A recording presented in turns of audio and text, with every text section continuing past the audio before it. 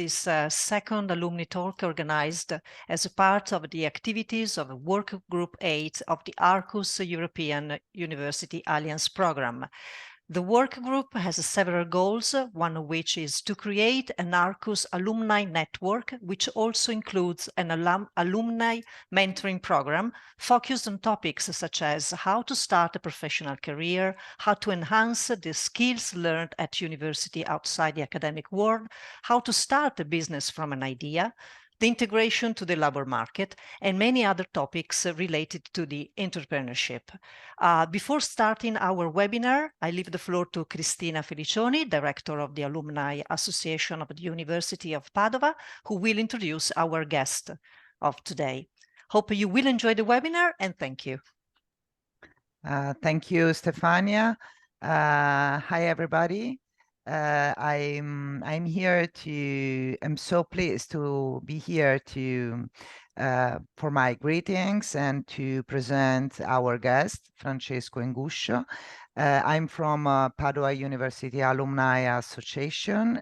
We are a lot of people around the world. Our motto is "We, a network of people," and we are something like worldwide 400,000 person, and this alumni Arcus alumni talks just in to present and to facilitate the meeting with the exceptional testimonials alumni. As Francesco Inguscio today is with us, he is the founder, is a Padua graduate some years ago, and today is CIO and founder of Rainmakers. And so thank you very much, Francesco, and I leave you all the stage. Thank you, Cristina, for inviting me here. Hello, guys. May the force be with you. So today we will start from a video. Before starting, I will answer to a couple of questions. You ask if this session will be recorded. Yes, and the recording will be available. Maybe yes. So first of all, everything will be available soon. Moreover, also the slide will be shared with you. So in this way, you will have all the contacts and all the inspiration we will share today, also in the future. Of course, if you are staying with us, it's better because you will be able to ask for questions. So please write your question in the chat. I will go through all the presentation. Then I will stop the presentation and I will reply to all of your answers, all of your questions. Of course, I will try to do my best to stay in 1 hour, more or less, without Q&A included.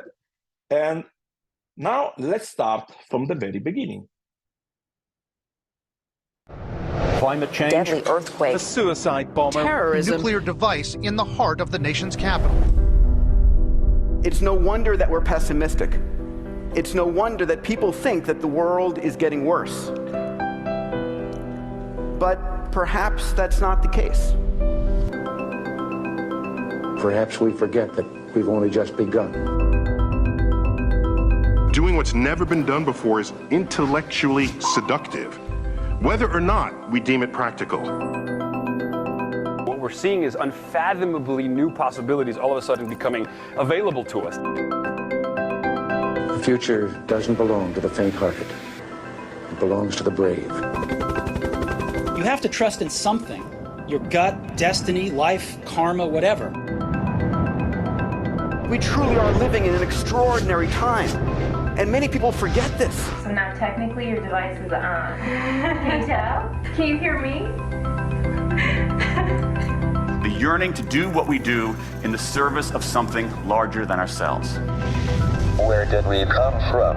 Are we alone in the universe? What is the future of the human race?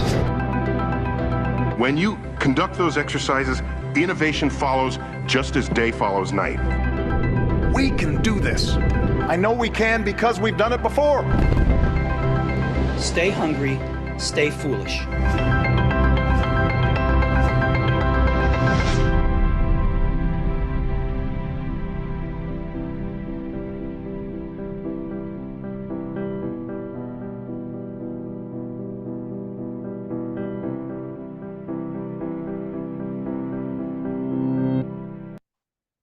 So guys, good morning everybody again. I am Francesco Inguscio. I'm alumnus from University of Padua, part of the Arcus project. And today we will talk about Startup 101. As in every American university, 101 is the first course, the first year. So I will do an introductory course to doing startup, creating your own company, let's say, okay? Shaping the future as you wish, you know? As you have seen, I live in the present to create the future. I live on the edge, and I'm taking care of the startups and try to make most of your entrepreneurial dreams come true. So I'm supporting companies and startup idea to become great companies. So who am I, you were wondering? So I'm Francesco Inguscio. I studied at the University of Padua. Finance was 2000-2005. Made an Erasmus at the University of Salford, thanks to University of Padua, and doing game theory there. And then I work as a financial engineer, as a consultant on the technology side, on the financial side, on investment banking, and so on and so forth. Then I've made a master in innovation management at Sant'Anna University of Pisa, and I won a Fulbright grant and moved to Silicon Valley.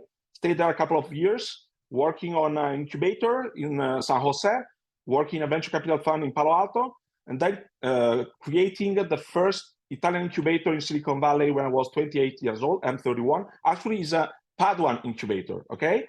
Then I moved back to Italy, and I have set up NLabs, Luis NLabs today. It was an incubator, a software incubator based in Rome. And in the end, I've connected the dots by creating Rainmakers. Rainmakers is my own company, is an innovation advisor company. So we make great companies innovative, and a venture development organization, a venture accelerator. So we make innovative companies, so startup, great. And we have started our operation in 2011 in Milan.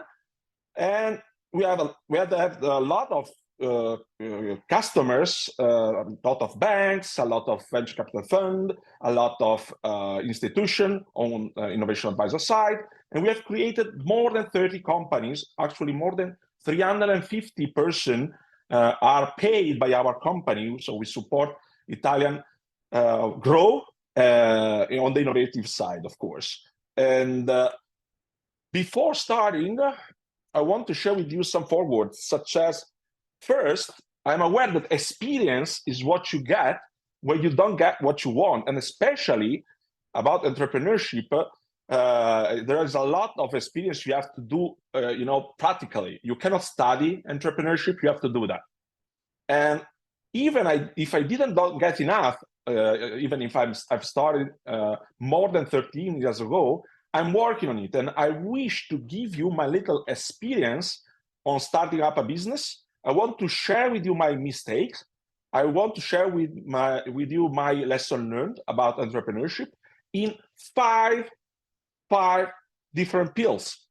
So startup, so the ABC, introductory information about what is a startup company, the company life cycle, so when to do the right thing right at the right moment, and startup setup, so some basic tools for getting ready. I want to provide you with a lot of, tips, let's say, a lot of example, not answer, but question, okay? I need you to be aware that there are a lot of stuff you have to study if you want to, and you have to learn practically on the field if you want to be an entrepreneur. So I will share with you some basic information about the tools we are using to create startup. I will provide you with a lot of examples taken from the real world, and actually my companies, most of them. And then we will arrive to the conclusion with a, let's say, final inspiration for you, some takeaways from my experience. So we were saying 5 pillars of entrepreneurship for you. The first one, about startup. So what is a startup? Taking the definition of Steve Blank, he's a professor at Silicon Valley, Stanford University, Berkeley University, is also an entrepreneur, still an entrepreneur. He said that a startup is a temporary organization in search of a repeatable and scalable business model. So is a question mark, is in search of a repeatable and scalable, and we will discuss very soon what is scalable business model. So a business model, what is a business model? So it's how you make money, okay? And a business model describes the rationale of how an organization, a company, or a no-profit organization create, delivers, and captures value. Create because you provide a solution for a problem, delivers through your product or service, and capture value thanks to your pricing. And actually, you can analyze any business model from a restaurant to a genetic company using business model canvas, 9 different building blocks. These building blocks, okay? Analyzing the product service, the customer perspective, the activity perspective, and the financial perspective. I don't want to go deeper into business model canvas, but this is the basic know-how you need to have. So what is a business model, how to use a business model canvas in order to create a monetization model around your business idea. And the business model should be scalable. And a business model or a system, because of course, scalability is taken from physics, and it means that a model or a business model or a system is scalable if at the volume of work increases, revenue increase more than proportionately with relative cost, and so do profits. We call it economies of scale, okay? So if you have economy of scale, you can be a scalable startup with a scalable business model, and you will make a lot of money. Otherwise, you are a pizzeria, and it's okay in any case. So if you're scalable, your profit function will look like this. So increasing number of customers, increasing workload, provide you with a more than proportionally increasing in profit.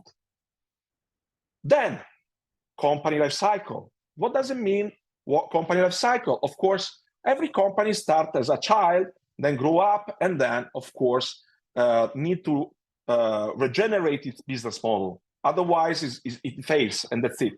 So, like a human, also a startup, also a company start as a startup and then grow up.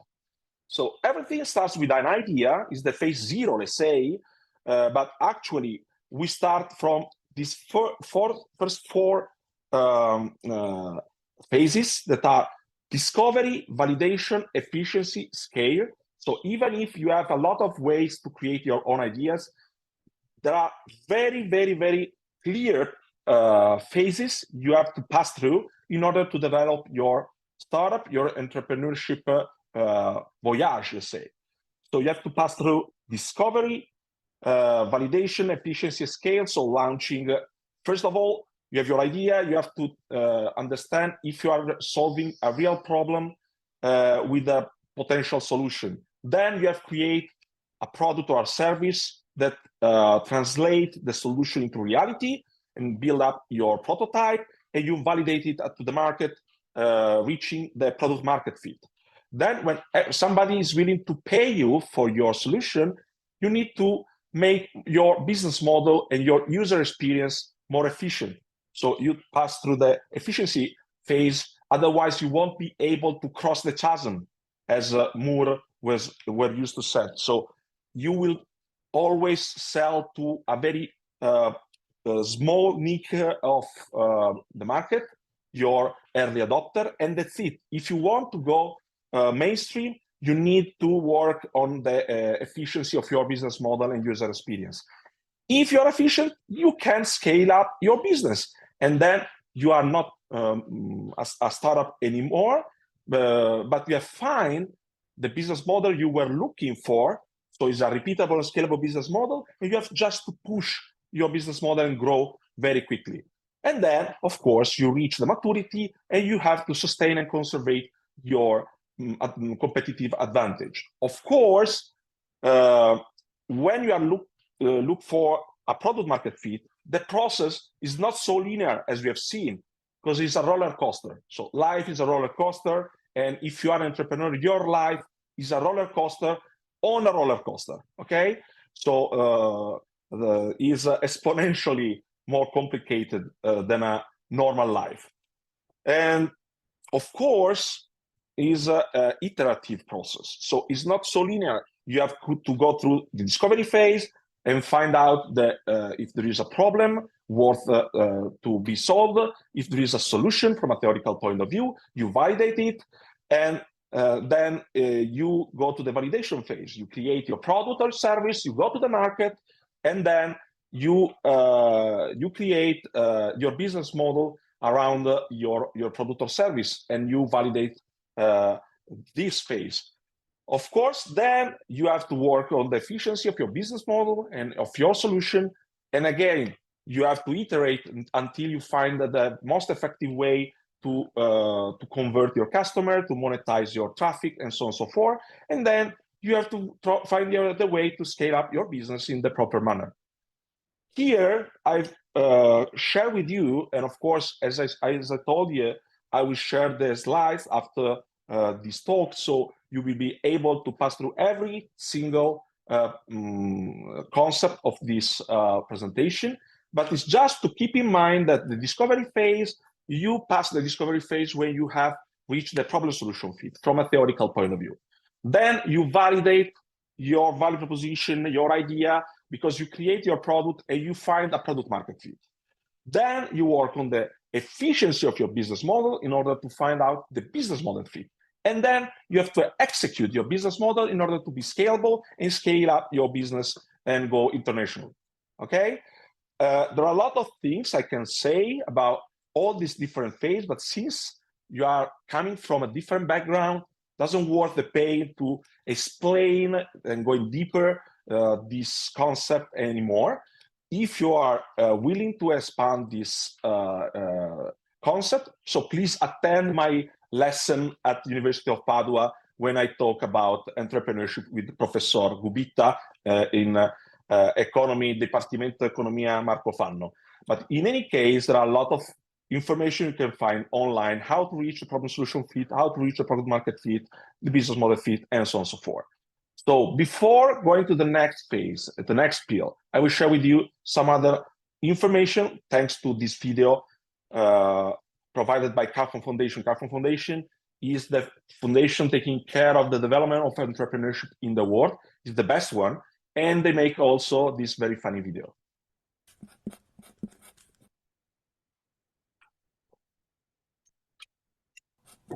I'm Jeffrey Clapp. I'm a serial entrepreneur. I think the most important thing is to get out of theory. A lot of startup founders meet at a coffee shop, and they keep meeting at coffee shops, and they keep talking about how they're going to change the world and how amazing things are going to be and how wonderful they're going to be. And everything's in the future tense. Go build something. Go do something. It doesn't even really matter what it is, but do something together, right? Build something, make something happen. Across the board with entrepreneurship, traction is so important. I'm looking for people who solved something, they did something. I don't even care if it was great, just that they went through the process together. Pitch skills are overrated. Build something amazing, and investors will find you. They want to see what's your distribution model, what's the product, what's the problem you're solving, how are you going to access these people, how much money are you going to make, and do you have the right team to get there?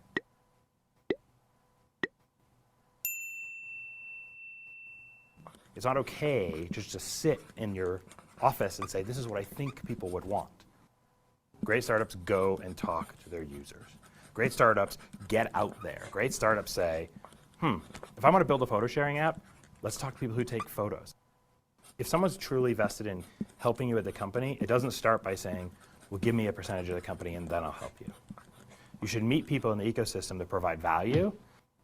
And one of the things I really struggle with is I see companies who pivot or change or do whatever they need to do as they refine their business model, but their mentors aren't changing. Your core business advisors should be helping with recruiting your team, with your business model, with your distribution model, and the product market fit. If they're not helping you with one of those four things, if they're not fundamentally the best in one of those things, they're the wrong people to be working with. Then it's okay to say, I want to upgrade my mentor. I think one of the problems that people have when they build their teams, they build top down, really bad sign. You probably don't need a CFO or a CMO or a CTO or a COO. Why do you need junior and senior titles in your startup? You don't. What you need is a group of people that are busting their tail to get something done. It doesn't matter what their titles are. They're going to earn their titles. It's about having the roles defined and having a deep respect for each other's contribution. When you're dealing with Apple or IBM or Microsoft, one bad person doesn't have a huge effect on the overall culture, right? It's one of how many tens of thousands of people.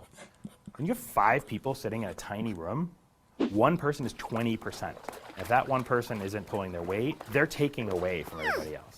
You're rowing a boat all the same direction, right? So focus on the task and solving the problem and let the culture start to form. Really what it comes down to is this a great idea by a great team solving a meaningful problem with a real business model? So engage deep, don't be afraid to change, solve problems.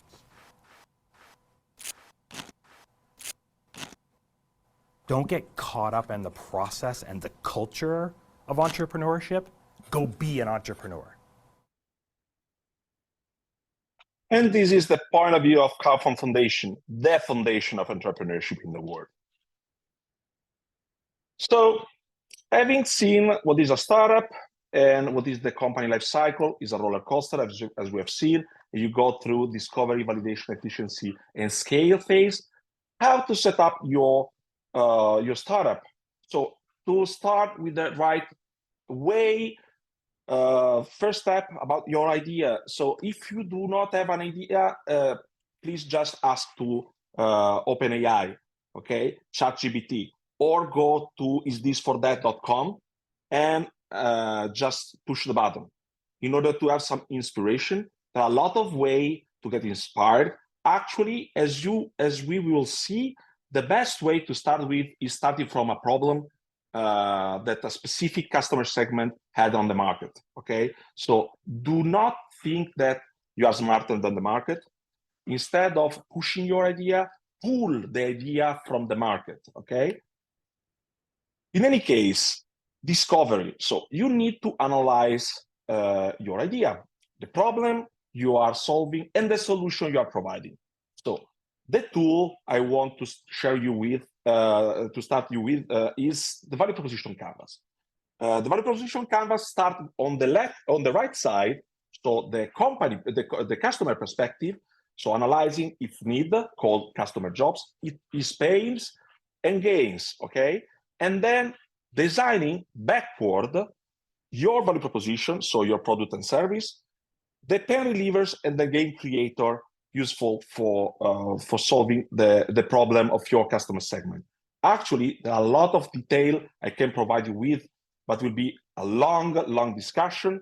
I just want to share with you that we have a tool.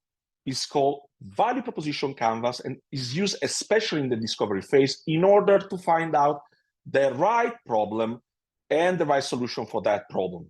Actually, by using a statistical approach, okay, there is a board called Validation Board. This is the board. Online, you can also find out a lot of demonstration video and an app and so on and so forth that teach you how to validate your value proposition. So starting from the customer hypothesis, going to the problem hypothesis and the solution hypothesis, using different way to and different experiment to validate your assumption in order to go to the next phase, that is the validation. So you have a theoretical problem you are solving for a specific customer segment with a theoretical solution. Now you have to make it real. And the motto is fake it before you make it. So instead of creating from zero, from scratch, a real functioning product, you just need to show to the customer the look and feel of your product. You can be very high level, providing just a list of the functionalities of your solution, or a product brochure, or a storyboard, or just a landing page, and then going through all the other different ways to validate your hypothesis, using crowdfunding or a prototype. Of course, before the prototype, the final prototype, also called MVP, minimum viable product, okay? that is the prototype, the final prototype, with the minimum feature you need to validate in order to be sure that your solution worth the pain to be transformed into a company. Of course, before that, there are a lot of cheaper way to validate your hypothesis. This is why we say that prototyping is better than prototyping, because it's cheaper. So as you have seen on the left side, we have the Palm Pilot, so the first smart device ever created by Palm. And on the right side, you can see a wood example, a wood prototype of the Palm created by its own inventor, the engineers of Palm, in order to test all the different UX and UI were necessary in order to have the proper customer journey and service for their target customer, so a busy manager. So they have created in advance using wood and paper and just a wood stick. Then they transform it into the electronic device, okay? And it was just a prototype. Then, of course, having validated your value proposition, you need, your customer segment, you need to work on the rest. So the rest, the other building block of your business model, you have to use, or you can use the business model canvas that analyze, as we have seen, the different way you can use to make money. We have already seen that is the 9 building block that are describing the customer segment on one side, the value proposition on the other side, like the value proposition canvas. Moreover, the customer relationship, the channel you're using to reach your customer, the revenue stream you're creating, and then the key partners providing key activities and key resources for creating your value proposition, and so the cost structure as a consequence of that. Of course, then you have to scale your business. You have to scale your business. There are a lot of ways to do the so-called growth hacking for your company. Here I'm sharing with you just one of the frameworks, so-called Pirate Funnel, developed by Dave McClure and 500 Startup. This is just one of the ways you can analyze the different phases in order to do the customer acquisition for your company. But I want to provide you with some example, okay? Some example taken from my own experience. The first, ideas worth nothing, okay? As we can read here from Dilbert, the Dilbert cartoon, there is this guy saying, I have a great idea for a startup company.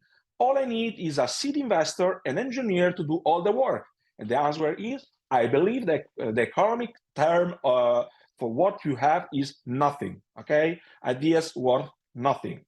And I've learned in the hard way, because I was an inventor when I was at university. Even if I studied finance, I was an inventor on the oral care industry. That one was a toothbrush, was the core topic for one of my research during my business plan course at University of Padua, during my economic course. We won a prize, 2,000 euros of Startup Veneto in 2005. And with that, I patented the idea. And then the idea was this one. I don't want to bore you with all the details, but was a very smart way to do oral care when you are not at home, let's say, okay?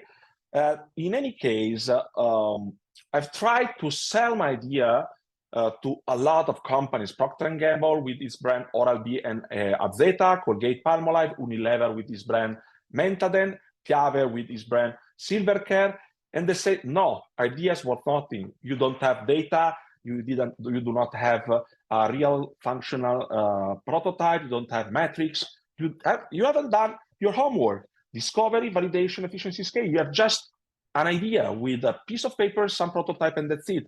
So I didn't pass the discovery phase. This is why it's so important to go through that, validating all the different phases and go forward to the success. Now, another example, one of our companies about sailing. We are Apple for sailing accessories, high-end startup in the sailing world. It's called Easy Sea, And we are in validation phase, trying to find out the most scalable business model. We provide, for example, this accessory is a foldable handle winch.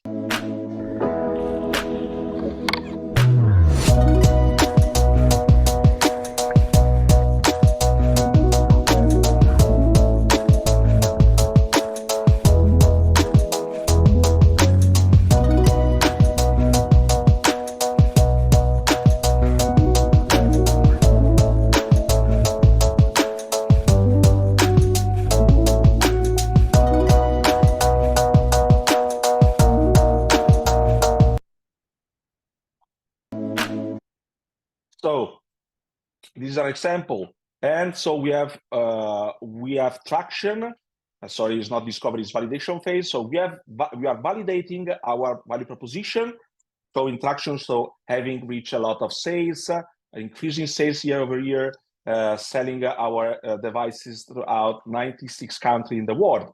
So it's been validated. Now we need to do the efficiency phase. Then another example of the validation phase of the homework we have to do is about VR media. Here you can see my team when we won the Mind the Bridge competition at Stanford University in 2010. Actually, we were celebrated. We were celebrated like, you know, like a champion in Italy, because we won this prize in Silicon Valley with this technology that was called Kyber. That was a tool for remote maintenance. And I don't want to show you the video. I will provide you with a link, but it was useful in providing new information thanks to augmented reality for doing the maintenance of bottling plant around the world for Tetra Pak, actually. This is Kyber, but we won't read it. We will go through. And in any case, you will have the link in order to see the entire video. Actually, they are still working on the efficiency phase of their business model because they didn't find out the right way to scale the business model. It's a very useful tool, but they are not. This startup is still struggling in order to find the go-to market for their solution. Then we have also created inside Rainmakers Chiodia Paga, called Haters Gonna Pay in English. So is a litigation as a service platform against online hate. Actually has been discontinued because the business model is not working. So we are supporting a lot of online hate victims. Even also here, you will find a video. We will go. We will skip it, and you can see it on YouTube if you want it, but it's in Italian. And actually, even if it was very effective in order to protect online victims of online hate, it didn't find out the right way to monetize, so doing the right business model for this idea. So we have stopped the operation. Okay. And then on the scale phase, there are a lot of persons I've shared my life with when I was in Silicon Valley doing the Fulbright Best Grant. And so like Massimo or Luca and Renato that have raised. So Massimo had a startup company on oncology, lab on chip technology. So a biotech company raised something like 12 million euros. And Luca and Renato, the Orbit, is a space economy company. We will see a very short video about that. They've raised more or less 250 million euros, sorry, in order to create a launcher for satellites. This is the biggest launcher in Italy for satellites, so space economy, and so on and so forth. And actually, we got inspired by very smart people like Mark Zuckerberg when we were there. So we followed their example in order to scale the business. And for example, the Orbit is scaling their business, and of course the challenge right now is scale the business worldwide for their Ion solution. Ion solution is this one. I want to share it with you very quickly, a very quick video, but just to show you how where is the frontier, you know, where is the edge, where is the future. And actually it's an Italian future because the entrepreneurs here are from Italy. Hi, and welcome to Tech Curiosity. Space logistics company D-Orbit announced a $2 million contract June 9th with the European Space Agency to upgrade production of its ION satellite carrier. It was the latest win for the Italian firm, with ambitious plans to offer a wide range of satellite services, from active debris removal to space-based cloud computing. Under the contract, ESA will fund D-Orbit's campaign to improve the performance and reduce the cost of ION, the vehicle that transports CubeSats and microsatellites from the point where a large rocket drops them off to their desired orbital destinations. The growing popularity of rideshare flights like SpaceX transporter missions is expected to spur demand for last-mile delivery.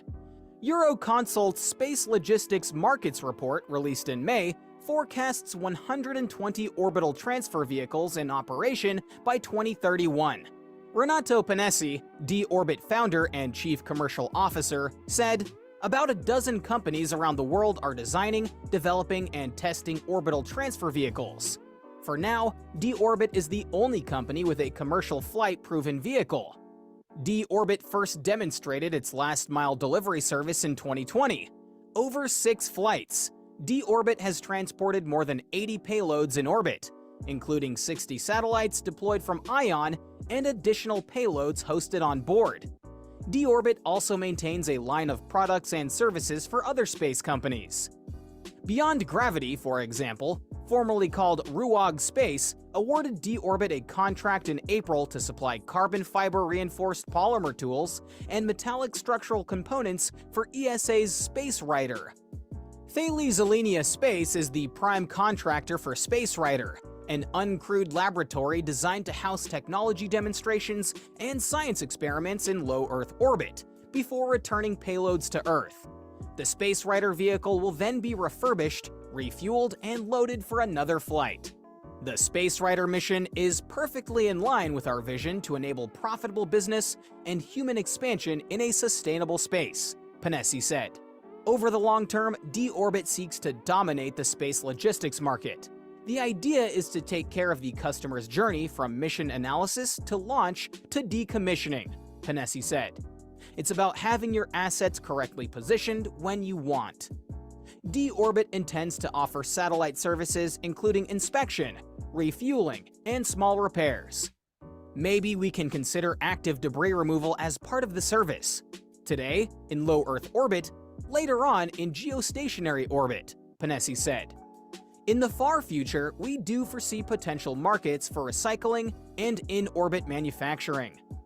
In the meantime, D-Orbit is laying the groundwork for a space-based cloud computing business. If we manage to have an ION equipped with its own cloud computing suite and inter-satellite links, we can have a small constellation of nodes processing information.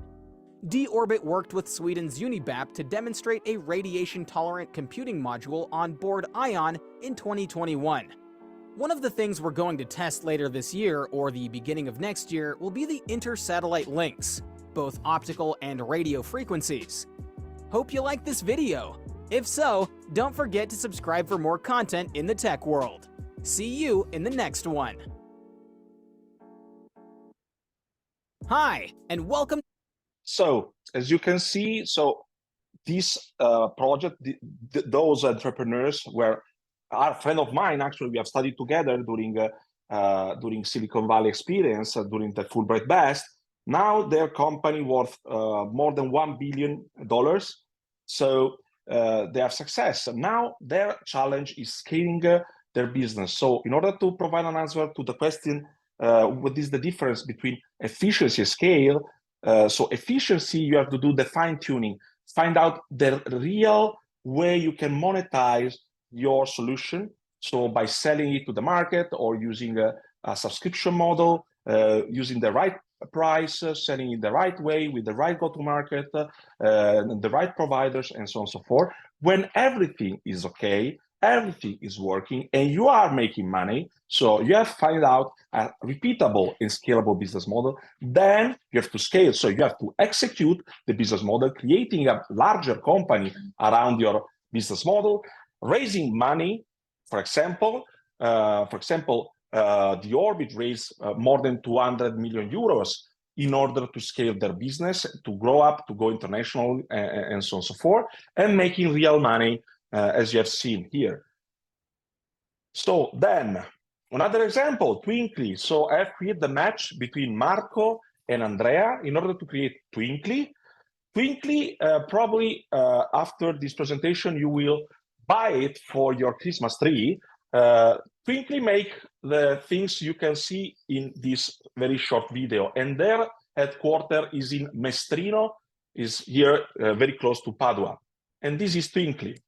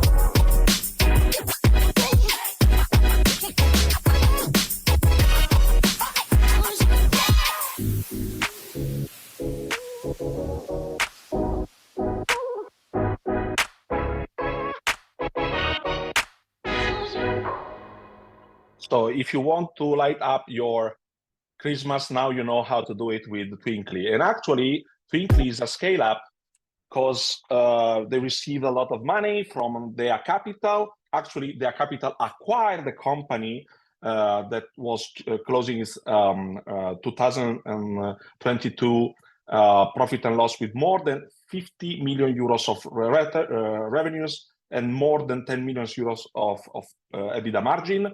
And actually, they've been acquired, so the founders make a lot of money. And now they are scaling worldwide. This year, they have to reach 100 million euros of revenues on their budget. So they have success and they make a lot of money with just simple Christmas light. Okay, so you can innovate everything. Okay, also the Christmas tree. Okay, conclusion. So the first takeaway I want to share with you is on ideas. Success, as we have seen, is 1% idea and 99% execution, like Thomas Edison was used to say. And in fact, ideas do not belong to the people who have them. We call them just dreamers. And ideas do not belong to those who make them. We call them just inventors. Ideas belong to those who monetize them, and we call them entrepreneurs. So if you don't want to be a dreamer or an inventor, but entrepreneur, you have to work on the business model, monetizing your idea, okay? And now you have some example and some tools you can use to do that. Takeaway number 2 on success. So we won Mind the Bridge, we were on the newspaper. The postulate on success is that it's better getting a new customer than winning a competition, because there are a lot of vanity metrics about when there are a lot of hype around your project. Newspaper cares about the 1% of idea, but of course the market doesn't care about the idea, cares about the execution, and execution is everything. Okay, or in other words, the magic in business isn't raising money or raising awareness around your project, is about making money. Okay, like Mark Cuban was used to say. Mark Cuban is a serial entrepreneur and a shark on Shark Tank in Shark Tank USA TV series. Okay, so the magic is making money. Okay, so monetizing your idea, not just having them. I'm an inventor, not just I'm a dreamer. I'm an inventor, as you have seen with my first idea with the toothbrush, but I didn't make any money on that. So I wasn't an entrepreneur yet.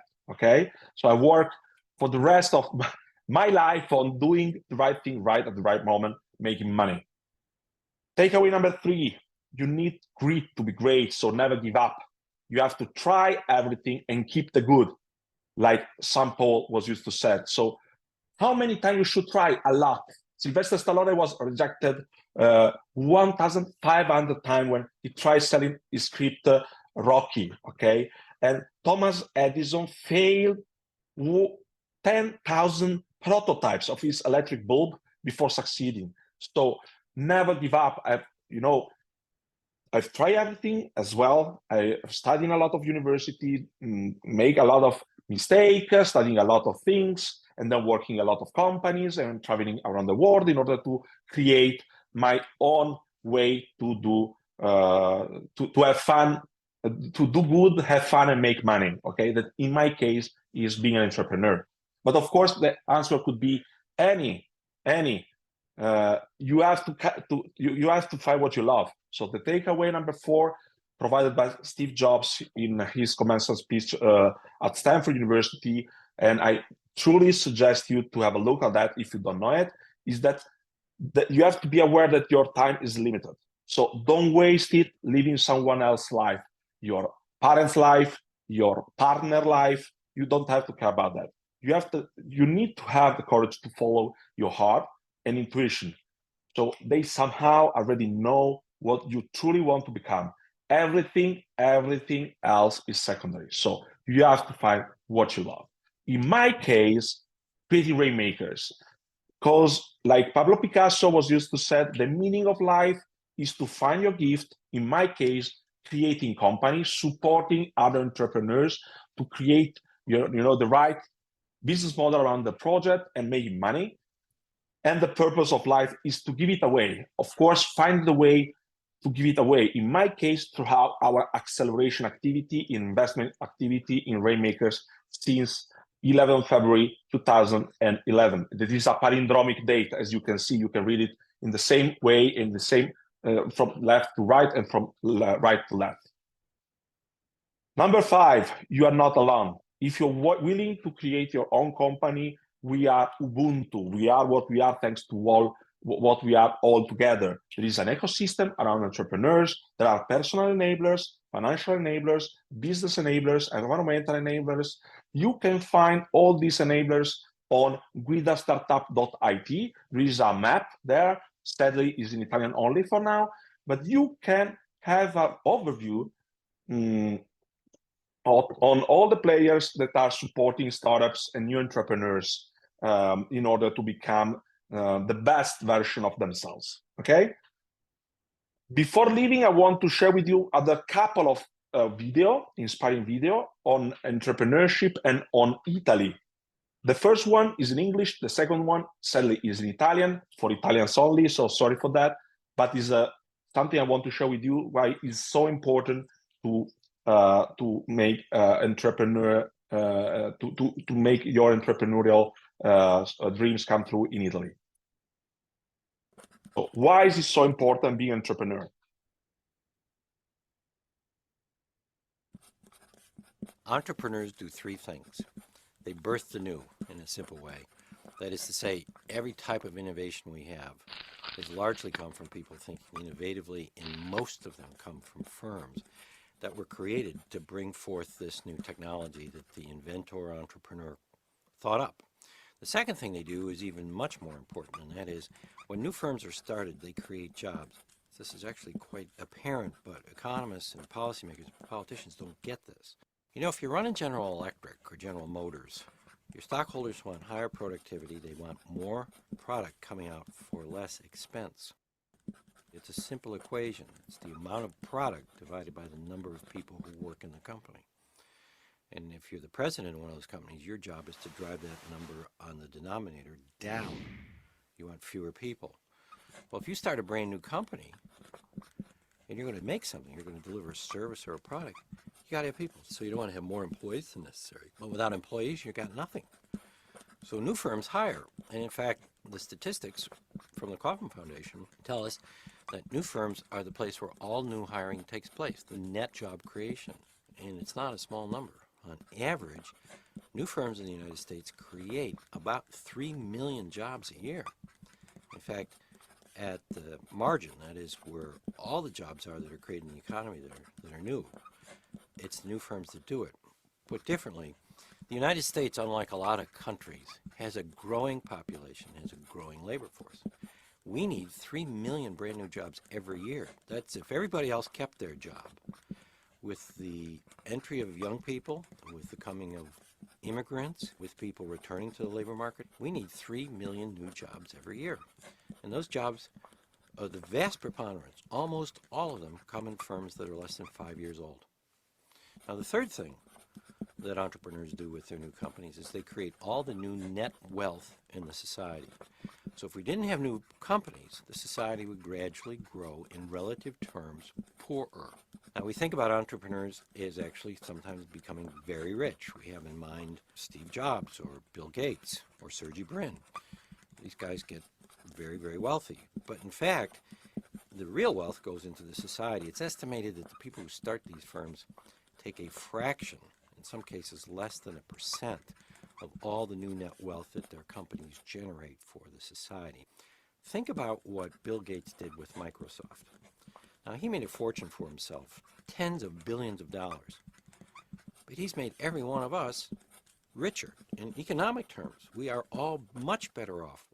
So these are all the things that entrepreneurs do. They keep pushing the innovative, they push the new, they make jobs for people, and they make wealth for the society. America and the world will, as long as human beings walk this planet, need innovators, need inventors, need entrepreneurs. And this is why it's so important to create new companies and be an entrepreneur, or at least try it, okay? Because beyond the job, being an entrepreneur is a life choice. Beyond money, there is meaning. And beyond profit, you can find your purpose. And entrepreneurship, from this point of view, is living a few years of your life like most people want, so that you can spend the rest of your life like most people can't, okay? If you are a good entrepreneur, you will be rich, satisfied, and so on and so forth. But first of all, you will be happy. The rest is, just a consequence. Do good, have fun, make money. First thing is doing good, then having fun, enjoying this life, and then the consequence will be making money. And find your ikigai. Actually, I wish you all, and this is my final wish for you, and I want to leave you with this slide and the others, just for showing you my ikigai, is that, okay, you need to find what you love, like Steve Jobs was used to say, but also what the world needs. And of course, what you can be paid for. And of course, you have to be good at that. We are used to call passion when you love what you are good at. We used to call mission what you love and what the world needs. We used to call vocation what the world needs and what you can be paid for. And we call profession what you can be paid for and what you are good at. But passion, mission, vocation, and profession together are your ikigai. a reason for being, why you get up every single morning, is a Japanese concept. Look at that, search on Google, search on Amazon, Ikigai, and you will find out a lot of interesting book and reading about that. From my point of view, the passion I have is teaching and talking about entrepreneurship. I have my entrepreneurship and strategy for growth course at University of Padua. Here you can see the entrepreneurship 101 first lesson, first slide of this year. And I'm teaching this stuff more than happier for free in a lot of other universities. And I'm writing on different newspaper about innovation and entrepreneurship. My mission, here you can see some of our founders. We have more than 60 founders of our 32 companies. My mission is changing our nation, that is Italy, in just one generation with education, entrepreneurship, and innovation. My vocation is my own company. As you can see, I have a ring on my thumb here. Inside my ring is written the name of my company and the date of incorporation, that is February 11, 2011. Because to most founders, a startup is not a job, but a calling. My profession is Rainmaker. I make startup done, okay? I make entrepreneurial dreams come true, okay? I'm getting things done as a Rainmaker. And I'm surrounded by a lot of other Rainmakers. We have more than 300 Rainmakers in our group. So my final wish is that I wish you find your Ikigai. And in the meantime, stay hungry, stay foolish, stay in Italy if you can, perhaps with new eyes on entrepreneurship and on Italy. And I want to leave you with just one final video in order to show you how entrepreneurship can change the perspective and the eyes you have on Italy. And you can see the glass half full instead of half empty if you have the right perspective, like in this video.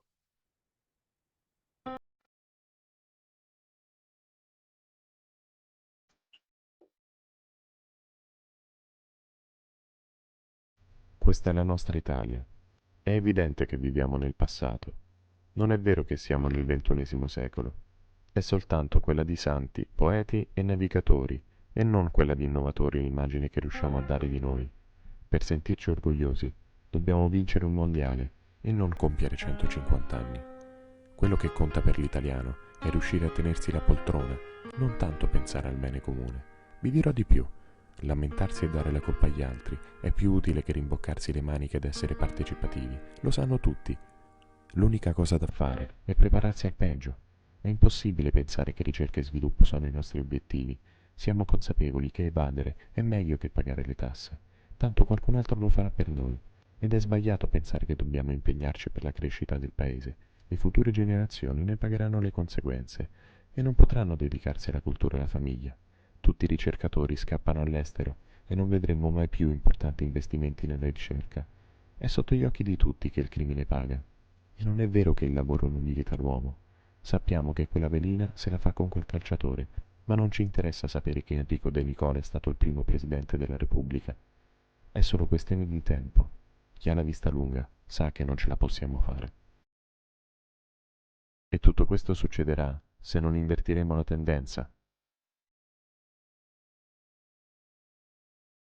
Ce la possiamo fare.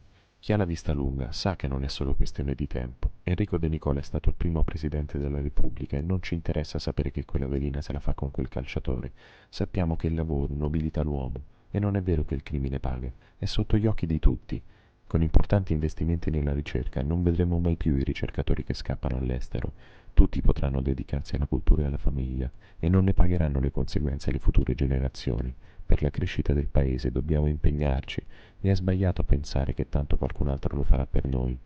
Pagare le tasse è meglio che evadere.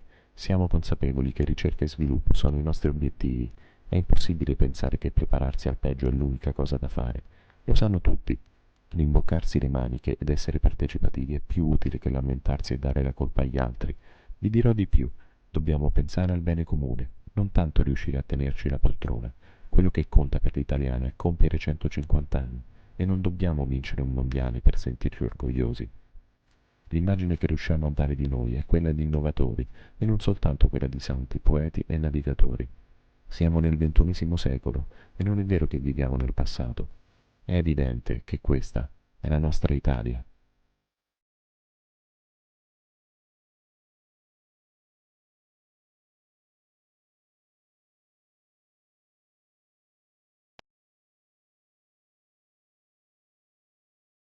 So, thanks to everybody.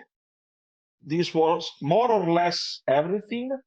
In the slide you will receive will be also of course, I can share it with you as well, my contact, the email, and so on and so forth. So feel free to write me. I won't reply in any case. So talk with the alumni, of course, if you have more questions. I've tried to do my best in order to provide you with some answer during the presentation. So in this way, I've tried to compress all things in just one stream. But of course, if you have other questions, and of course, Christina tell me that I can, extend this webinar or some other minutes, I can provide you with some other answers. So I can reply to some other question if you have it. And so we can go to the other question. Are there in Padua some good accelerator of startup? Yes, from my opinion, there is Le Village that is based very close to Confindustria and Unismart. It is in Via Venezia, okay, Piazza Giolitti especially. And if you want, I can write down Le Village Riveneto, so-called. So you can go there asking for being incubated there, supported there, and they will provide you with the space and opportunity and so on and so forth.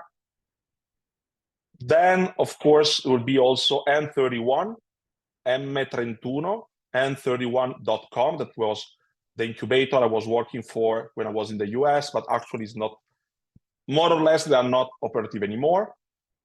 Or you can go in H-Farm, that is based in Treviso, where there are a lot of spaces for startups and students as well.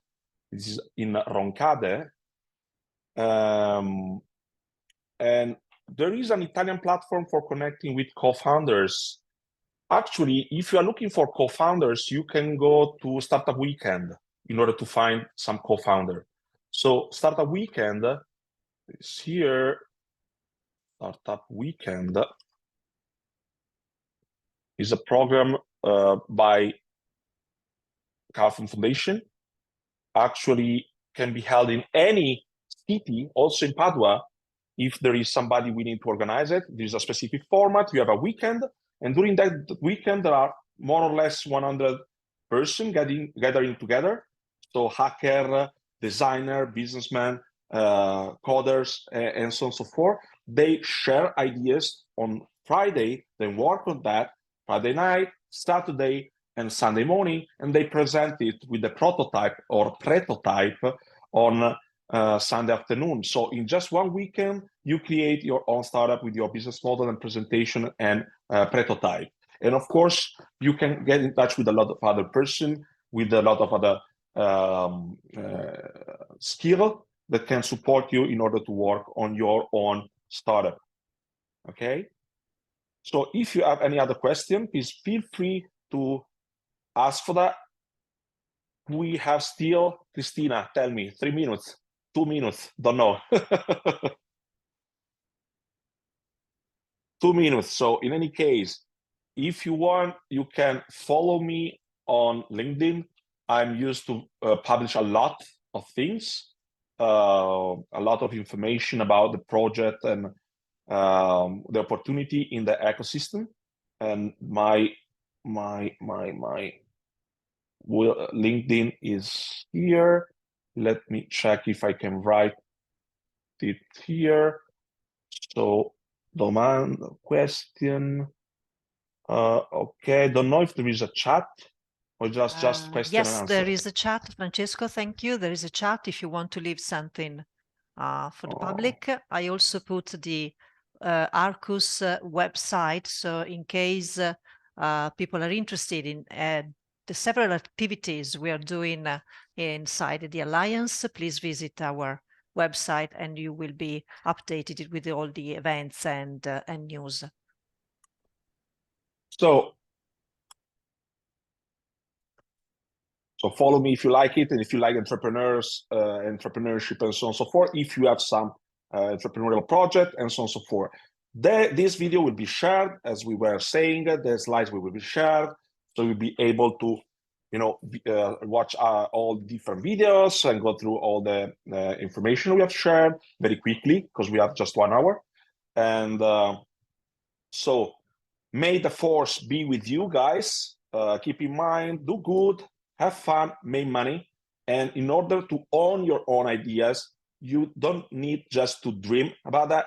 You don't have just to realize it. You have to monetize it, thanks to your company. So you need to be an entrepreneur if you want to have the right on your own ideas. Otherwise, it's not your ideas, okay? So if you want to be the the owner of your ideas, you need to be an entrepreneur. Otherwise, you'll be a dreamer, an inventor, but not the owner of your ideas. It will be somebody else will be the owner of your ideas. So you have to decide if you want to work in order to make your dreams come true, or if you want to work for somebody else in order to make their dreams come true, okay? So it's up to you guys. Thank you all. Thank you so much, Francesco. Have a nice day, guys. Thank you very much, Francesco. Thank you, everybody. Thank you. Everybody, thank you for this stay opportunity. Here and say, okay, so goodbye and see you in the next webinar. Yeah, the next webinar in the next 2-3 weeks. Exactly. Thank you so much. Stay tuned. Bye-bye. Thank you very much, everybody, for the attention. Bye.